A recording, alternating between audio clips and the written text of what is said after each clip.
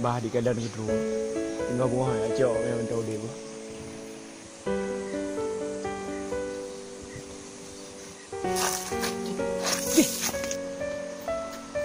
Ôi, bé Phương. Hai Phương. Bé Phương kawan-kawan. Phương ni lah. Tapi ibu sakit hati lon bang.